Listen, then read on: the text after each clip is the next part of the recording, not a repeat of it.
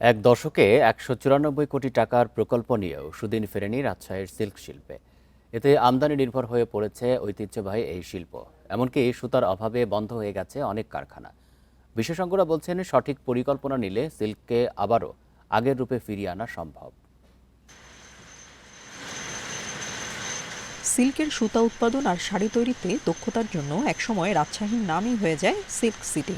GI স্বীকৃতি মিললেও দিনে দিনে কমছে এই সুনাম। বছরে দেশে রেশম সুতার চাহিদা প্রায় ৩৫০ টন। বিপরীতে রেশম বোর্ড উৎপাদন করে ৪১ টন, যা চাহিদার ১১%। এই উৎপাদন বাড়াতে ২০০৮ সাল থেকে ১৯৪ কোটি টাকার প্রকল্প নেওয়া হয়। এর মধ্যে খরচ হয়ে গেছে ১৪৪ কোটি টাকা, তবে মেলেনি কাঙ্ক্ষিত সুফল।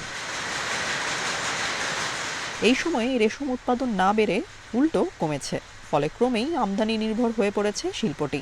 এতে বাড়ছে উৎপাদন ব্যয়। ব্যবসায়ীরা বলছেন, কাঁচামালের অভাবে বন্ধ হয়ে যাচ্ছে অনেক কারখানা। আমরা যে বিদেশ থেকে সুতাটা আমদানি করি, আমাদের দেশে তো ভালো প্রোডাকশনের সুতা কম হয়। ভালো প্রোডাকশনের সুতা তৈরি করতে গেলে উন্নত মানের প্রশিক্ষণের প্রয়োজন আছে। বন্ধ যেগুলো হয়ে গেছে ছোটোখাটোগুলো, সেগুলো বিভিন্ন কাজে বিভিন্ন পেশায় চলে গেছে। রেশম বোর্ডের মহাপরিচালকের দাবি, এই শিল্প টিকিয়ে রাখতে একের পর এক প্রকল্প থাকতেই হবে।